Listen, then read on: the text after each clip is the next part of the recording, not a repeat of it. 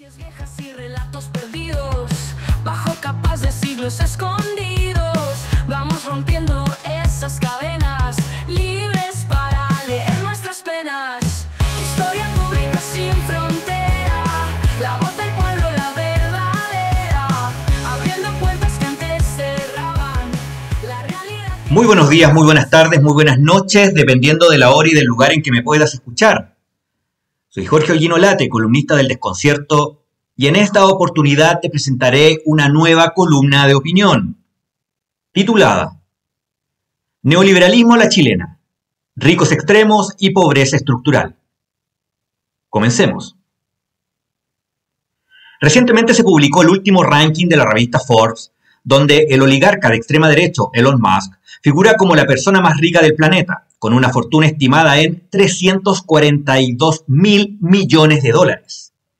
En el caso de Chile, Iris von Bona, viuda de Andrónico Luksic, es la persona más acaudalada del país, con una fortuna de 28.100 millones de dólares, superando al cuestionado empresario ligado a SQM y ex yerno del fallecido dictador Pinochet, Julio Ponce Lerú, quien se ubica en segundo lugar con una fortuna estimada de 2.300 millones de dólares.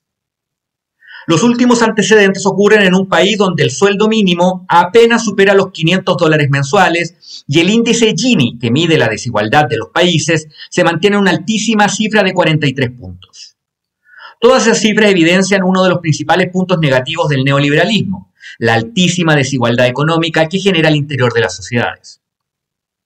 En el caso de Chile, dicha desigualdad deja en evidencia que no es una simple falla que se soluciona por el chorreo de capitales, como decían los economistas Chicago Boys, sino que es el núcleo funcional que explica gran parte de las fracturas sociales que nos aquejan hoy en día como país. Pero ¿cómo se pueden relacionar las fracturas sociales que aquejan a un país con un modelo que es considerado exitoso por la banca y las élites?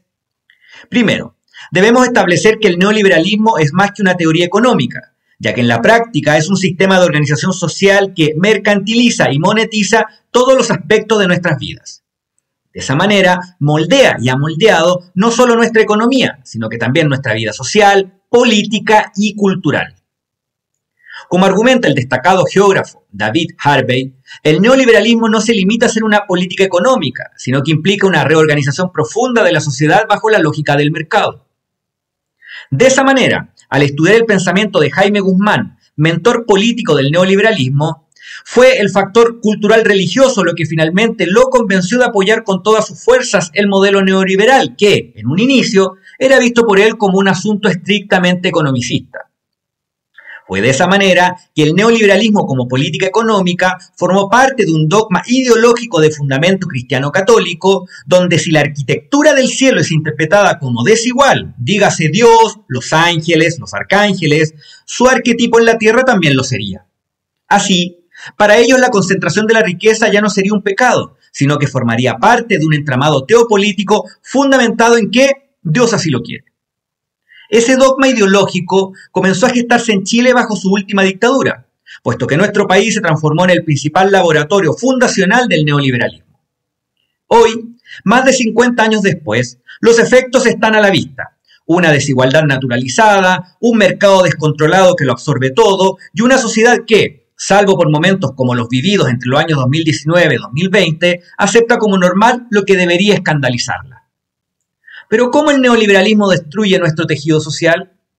Si bien la respuesta es compleja, en fácil podemos decir que, al promover la competencia como valor supremo a seguir, no solo en ámbitos financieros, donde resulta comprensible que se opere bajo la metáfora de la mano invisible que regula la oferta y la demanda, bajo el capitalismo, resulta que en nuestro país los múltiples casos de colusión que hemos enfrentado en los últimos años, que van desde los alimentos esenciales para nuestra población, como el pollo, hasta medicamentos y papel higiénico, evidencia que tal competencia capitalista no existe como tal, sino que opera bajo la lógica del cartel neoliberal. Asimismo, la falta de Estado que hoy muchos expertos reclaman, ya sea en ámbitos como la regulación financiera o de la crisis de seguridad que estaríamos viviendo, también obedece a otro de los principios del neoliberalismo, que se ha implementado ya por más de media década en el país, como es la idea de reducir el tamaño del Estado, relevándolo a un simple rol subsidiario en muchas áreas, donde servicios esenciales, como los estratégicos de la luz, el gas y el agua, están en manos privadas.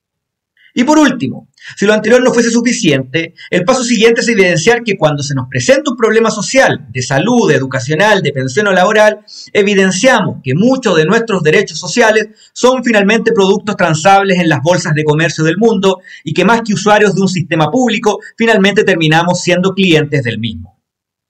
En definitiva, por ahora debemos ser serios y rigurosos al afirmar que el neoliberalismo no ha fracasado. ¡Claro que no! Ya que funciona y ha funcionado exactamente como fue diseñado hace más de 50 años. Genera crecimientos sin distribución real de la riqueza. Convierte derechos sociales en productos. Y finalmente, a muchos le ha hecho creer que nuestra pobreza es responsabilidad individual y por ende nuestro oponente social es otro pobre que su situación socioeconómica puede ser igual o peor que la nuestra. Debemos preguntarnos entonces, ¿será que el principal problema social del modelo neoliberal hoy radica en haber normalizado sus injusticias? Soy Jorge Holguín, columnista del Desconcierto. Recuerda que nos puedes leer en el medio, también nos puedes escuchar y seguirnos en nuestro podcast, en Spotify, Historia Pública, en YouTube, Historia Pública, y en Amazon Music, Historia Pública. Nos vemos pronto. Adiós. Y relatos perdidos, bajo capas de siglos escondidos, vamos rompiendo esas cadenas, libres para leer nuestras penas. Historia pública sin fronteras.